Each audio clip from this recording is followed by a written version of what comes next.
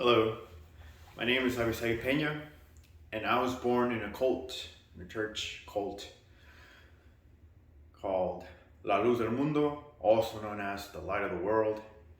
And this is my story. I was born and raised in Marietta, Georgia, and I was born within this doctrine in this church. This church goes and dates back all the way back to 1926 when the founder at the time called Eusebio had a dream, a revelation that God opened up the roof and there's a finger pointing at the stars, and the stars started to form and say, your name, tu nombre será Aaron, your name will be Aaron, and I'll make you known around the world. Y lo haré notorio por todo el mundo. Y serás de bendición, and you'll be a blessing. A couple of months pass by, he's in this pilgrimage according to the history.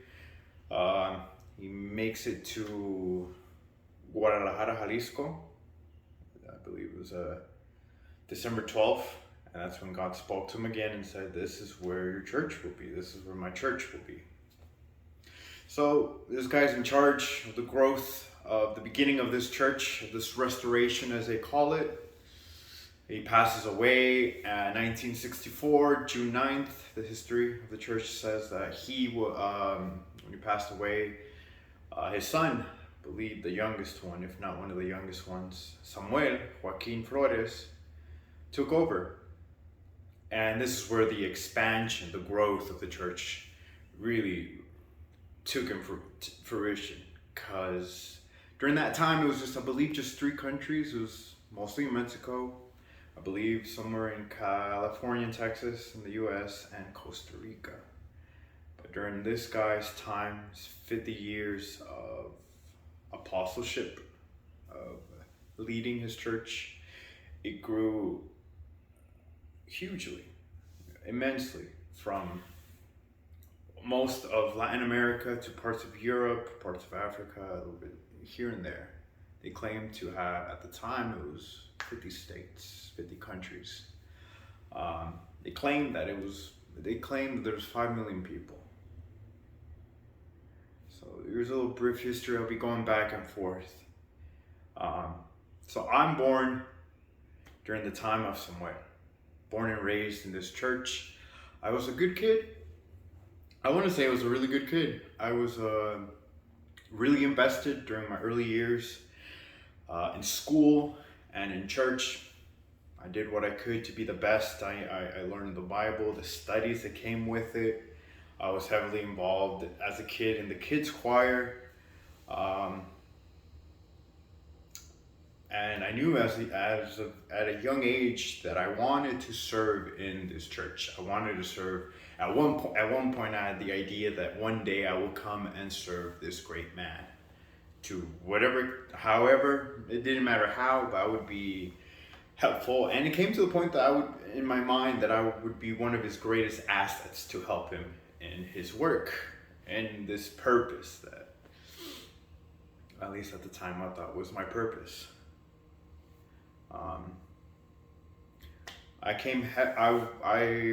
My years as a kid, into the teenage years, I was still very involved in church, heavily involved in choir. That was my one thing that I had a passion for, was singing for God, singing in this church, in this cult. It was just something that I really fell in love with at an early age, and I just became more heavily invested. It was the reason why I joined a band back in middle school to learn the flute, so I could use that knowledge and be more useful in church, because I thought I could use this and help out with the church, help out with the choir. I got involved with the choir in high school, and eventually I got involved in the choir in college. And I used all that knowledge whatever I'd learned, and did my best to get involved in and use it for the church here. And not only was it useful here in the Church of Marietta / Atlanta. But I was able to use it at the times to go to Guadalajara or certain regional events. And I want to emphasize the importance of what choir meant for me. It came a couple of years ago. I decided to do my own business, my own landscaping business. And the main objective was, I did that. One of the main reasons why I did that was so I can have more time to study the songs, to teach choir. That's how much choir meant to me. Other reasons why as well. I wanted to do my own thing, my own schedule, my own hours, but that was one of the main reasons, so I can come back in time earlier and be able to learn the voices and teach the choir. That's how much choir meant to me. That's how much I loved choir, and how much it meant for me to help out others. I was involved with the kids choir. At a certain point in my time in church, I was the kids choir director, the youth choir director. Before it got split up with the whole choir director, I was in charge of a group of the youth, half of the youth. I was a translator, interpreter.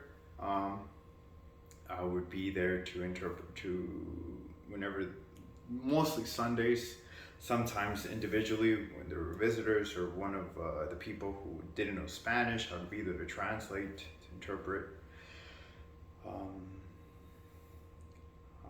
I took services, sermons. I was very heavily involved. I helped out a lot. And I did not ever think that my life was set. The purpose was there, everything, born in church, die in church. The doctrine, now I want to get into what the aspect of the doctrine of the light of the world is. Or at least the main principles. So the main one, the foundation of this church is the election, the apostleship. The apostleship. So this church is based around the election of a man of God known as the apostle. He has absolute authority here on earth.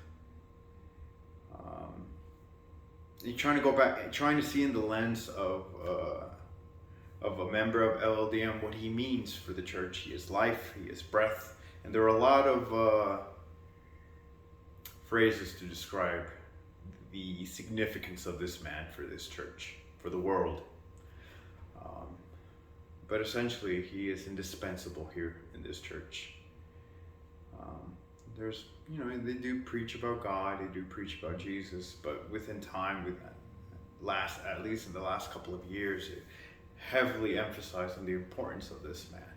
They would use the Bible and give scriptures about what he means to us, to them, to the church. So without him, there's no church, there's no salvation, there's nothing. That's how important this man is, or these men. Their say is absolute. You cannot question them. And there are some things that they don't, allow. They don't tell you. If you're visiting, and that's something that I learned. The importance of the election is something that they emphasize even with visitors. But there are, small things like, hey, you don't believe in him, it's like you're going to hell kind of thing. Without him, you're nothing also. He is your father in faith. He has engendered you this doctrine through faith. Therefore, he is your father. So he is more important than your actual father. He is more important than anybody else. He means everything to anybody within this church. So I grew up with that. I grew up always calling him, and you'll see, and if you do just a little bit of research, some videos and pictures, kids saying "Papa Nason," raising their signs or screaming it out, "Daddy Nason," or at the time when I grew up, Samuel, Papi Samuel, Samuelito, whatever, to emphasize how important these men are. And to me, that's what's at the time Samuel meant to me. How important this guy was. That's why I revolved around my whole life around this church and around this man. My story, I knew that I wanted to serve this guy. So I did all that I could to do my best in church. It became to the point that I didn't really care so much about school that I decided that it became more, do your best in church, right? And you don't end up being that good in school, at least you'll be a very useful asset, a very useful tool for him, right? Didn't question him, didn't do any of that. And it wasn't until he passed away where the first kind of major cracks started to begin in my faith and belief in this church and this cult, or my lack thereof. This guy passes away supposedly December 8th, 2014. And so at the time, it's like, oh man, I was in college at the time, and I didn't know what to do. After the class ended, I went back to church. Just about everybody was gathered there. People were praying, screaming, crying, because this man had passed away. The one guy that can get you to heaven had passed away. What are you gonna do? Who are you when this guy's gone? You're something, at least, in their doctrine. If he's alive, but if he's dead, you're nothing. Because this guy is the middleman. He is the keys to the kingdom of heaven, as I sing. At the time, I had no money, and I needed to go to Guadalajara because that's what they were telling everybody. Go, whoever can, come respect the body and honor the body of the body of this man.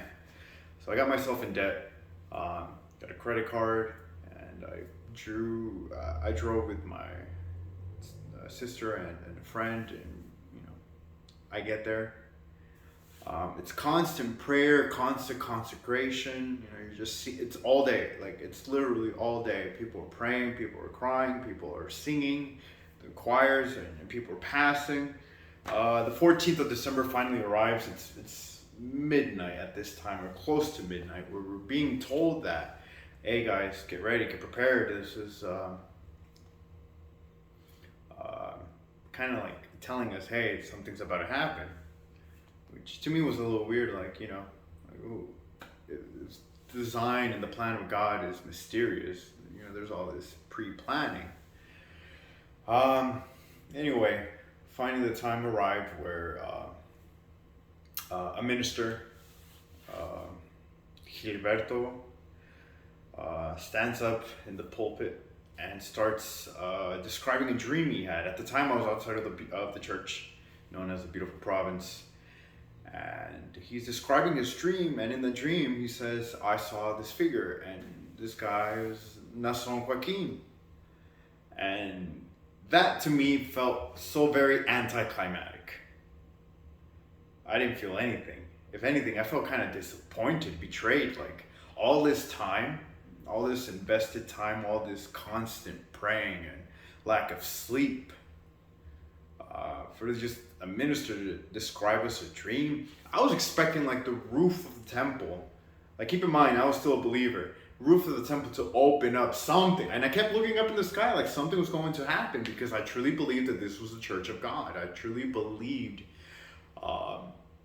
that this is the church where God speaks, where God listens, and where God manifests. None of that. It was for a couple of seconds I felt betrayed. Everybody around me outside started screaming and crying and praying, and I looked around for a bit, and I noticed those weren't, at the time, and I noticed that they weren't really like you can tell when someone's like sincerely crying, sincerely screaming. Like there's like and a difference between forcing it. At least I grew up and I could see the differences, and I saw that. But immediately in my mind, I had to like instantly say, "Oh no, these are the thoughts of the devil." And immediately I started thinking, "Oh, you're thinking this way because you didn't consecrate yourself enough during this time. You better start praying and rebuking these thoughts of the devil that this man is the man of God, and you better stop thinking otherwise." So I got down on my knees and I started praying.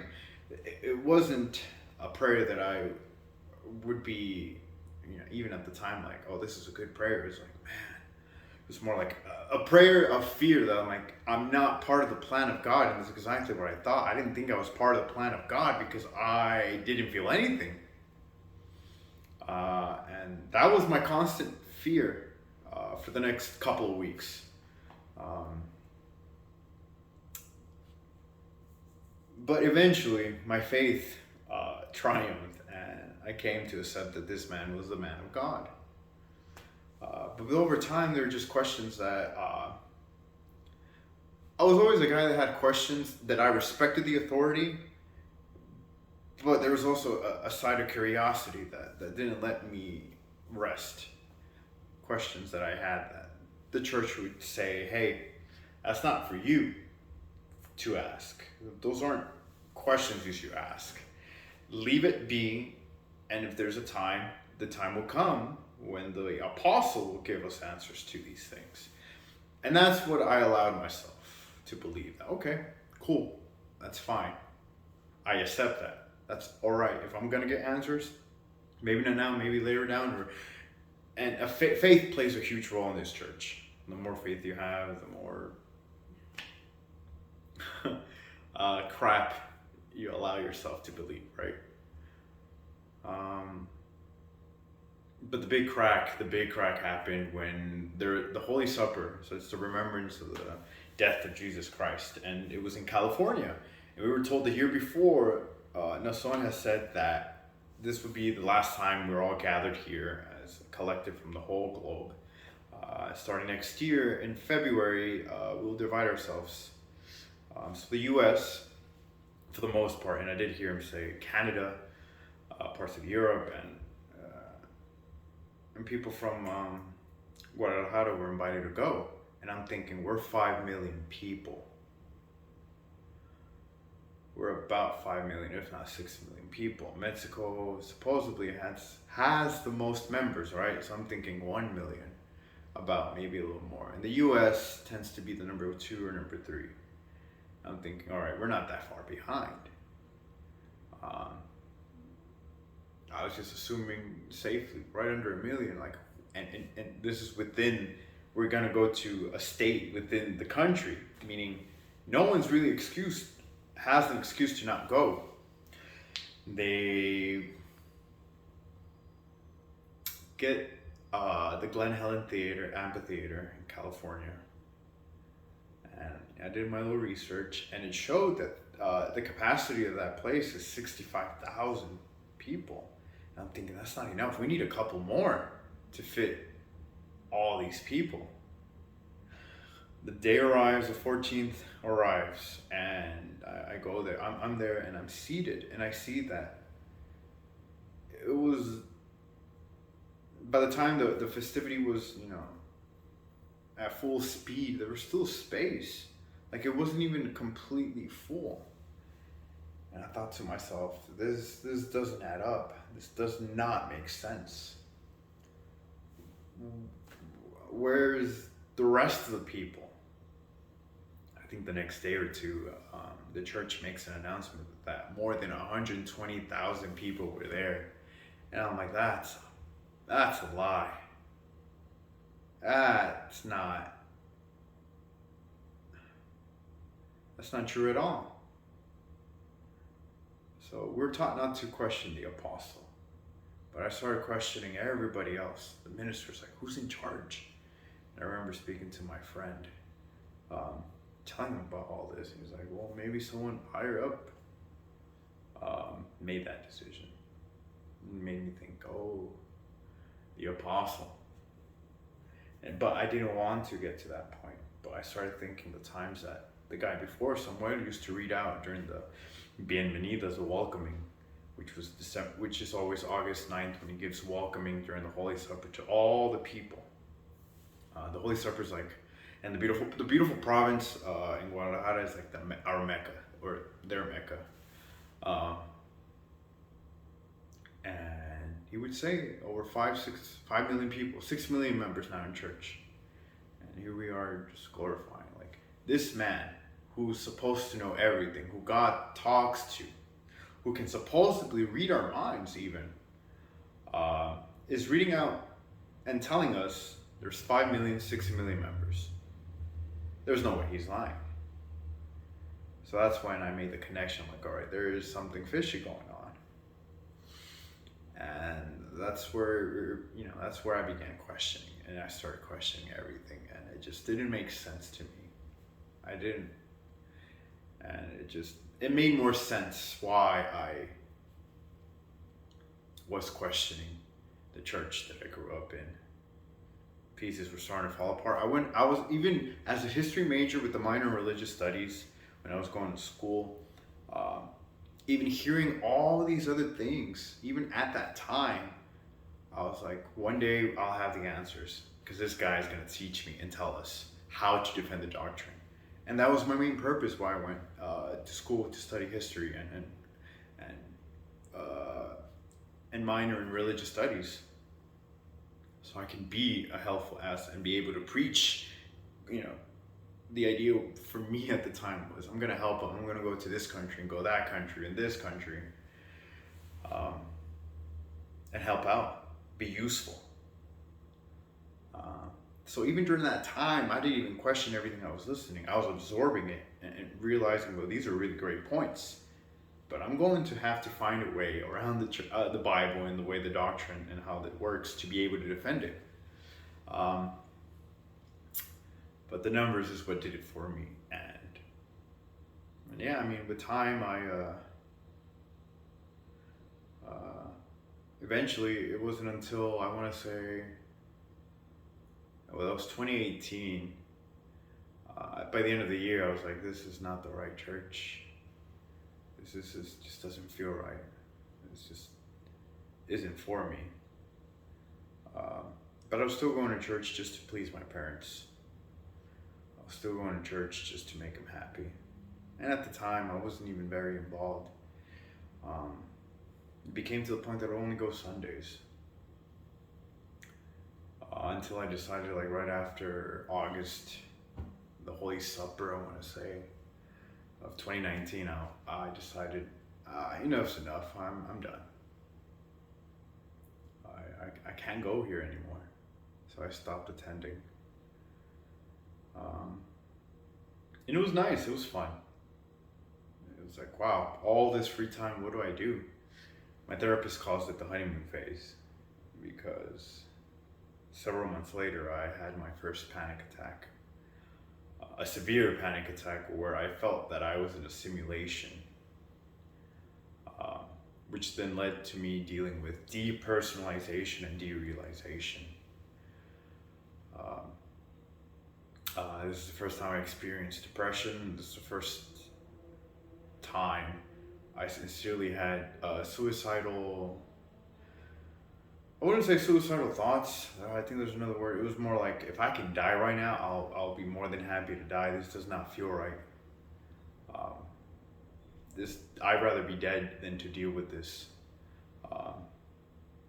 So I ended up developing a lot of anxiety during that time. I'm working on it now, but man, during that time it was intense. And I understood why. As I started to study cults, I realized why people go back. Because it's a bubble. Cults create a bubble of comfort. It's a bubble you're in, and a community where everything else is bad, but if you're in it, you're safe, quote unquote, and you got your community. You get your community that you grew up with. You have, it's a bubble. I don't know how else to explain, but it's a bubble that you grew up comfortable. And when that bubble bursted, when it finally bursted, uh, the world looked so big and so small at the same time for me. And there was a time that I realized, wow, cult survivors, there's a reason why people go back. They want to go back to that safe space, a space that they, comfortable space. I wouldn't say more of a space that they've known for their entire life. There were times that I really legit thought, I'm gonna go back. Whatever. I don't care if I am in the wrong.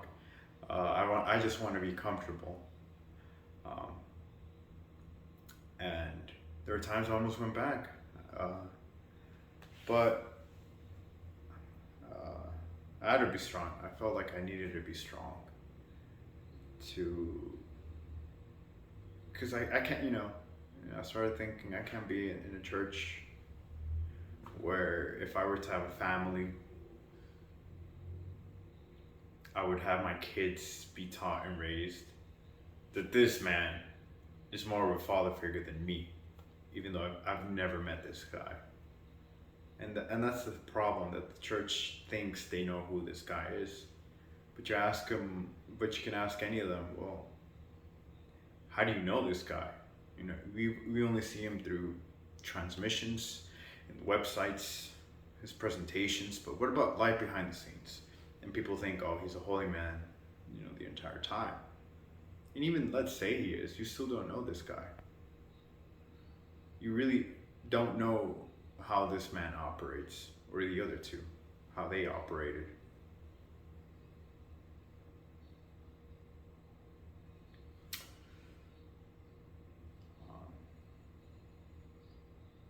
Now I'm in a better spot. That transition the transition of leaving the cult was very hard for me. There were a lot of people I hurt. There were a lot of close people, a lot of real close friends. A couple that I ended up hurting. Mistakes that I made because the ego around thinking, okay, from believing that God is everything and this man can do everything, to nothing matters. And that's how I lived my life for a bit. Nothing mattered, right? The mindset was like, nothing matters. And that's why I'm telling my story, to kind of leave kind of like, hey, this is what I dealt with. Hopefully you guys can, for those that are still in it, or have left and are struggling, or might leave, or maybe at the time, or right now as I'm speaking, you're not questioning it, but the time might come. Just to let you guys know, it's not easy. It's really not easy. But something I'm learning is life is not easy.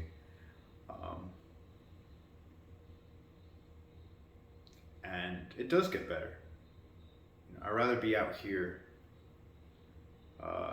free as a bird than be in a cage.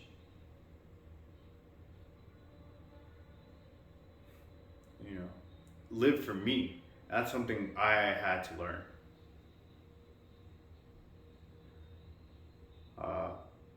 I had to learn, and I'm still learning, because my whole life was around one man.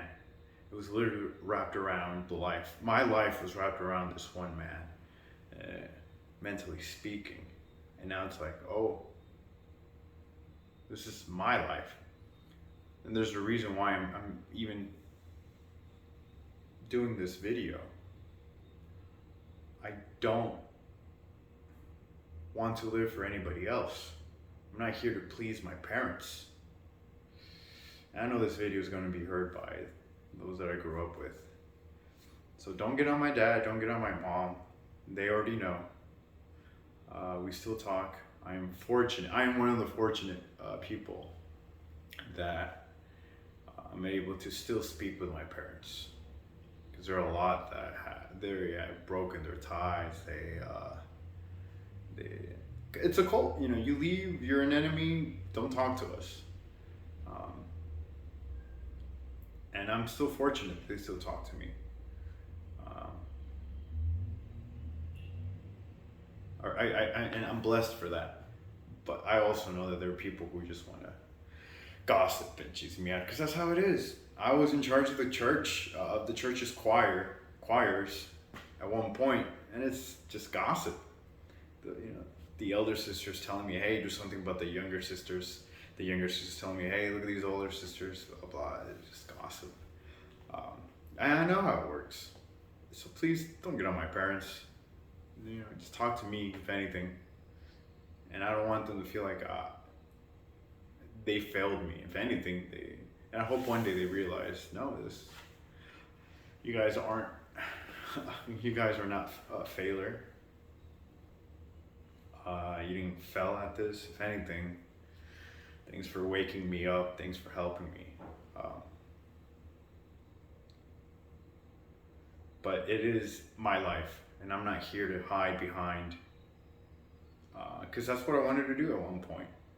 I really wanted to just discreetly leave the church and just do my own thing. But I think about the victims, the Jane Does, how much it must have been for them. I can't even imagine just for them to come out and talk to the authorities. We are here, in this case, we're here because of them. And in a way, kind of show them my support too. Let them know they're not alone. And the amount of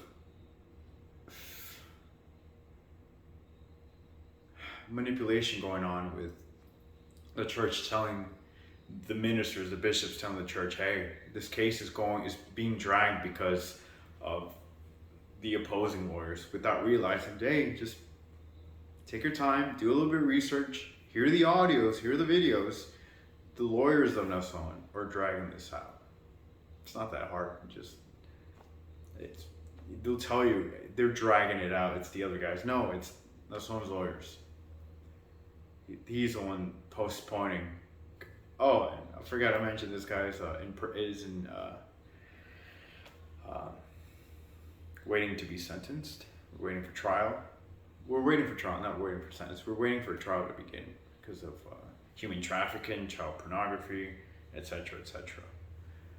Him and alongside 3 other people. So I do want to get that out of the way and let people know that, especially those in church. Just do a little research. Don't listen to what they tell you. It's right there. It's literally right there for you to click on a button. You don't even have to read if you guys are lazy to even read. The audios are right there. A little bit of description. These guys are pushing and dragging the case, not the other way around. That says a lot already. So I'm here. I am still learning a lot. There's still a lot, but I am here for help. I'm here if anybody wants to reach out, or anybody who will eventually maybe question. I will be here. I am not, as that same minister mentioned, that those who are no longer believers or enemies of the church are seen as gangrene, cancer, Ebola. I think he mentioned another description, but that's how we are viewed. That's not who we are. I'm here trying to finally live for myself. I'm pursuing a couple of dreams. I'm trying to be a pro wrestler. Got a little injured, but I'm pursuing that. I'm living for myself now. I'm doing it for me. I'm no longer doing it for a man. And I think it's important to tell. I think for me, it's important to tell my story, and I hope other people can too. So Any more questions? Any more? I don't know if I'll do another video. Just get a little more descriptive, but this is my story. And I am no longer part of that cult.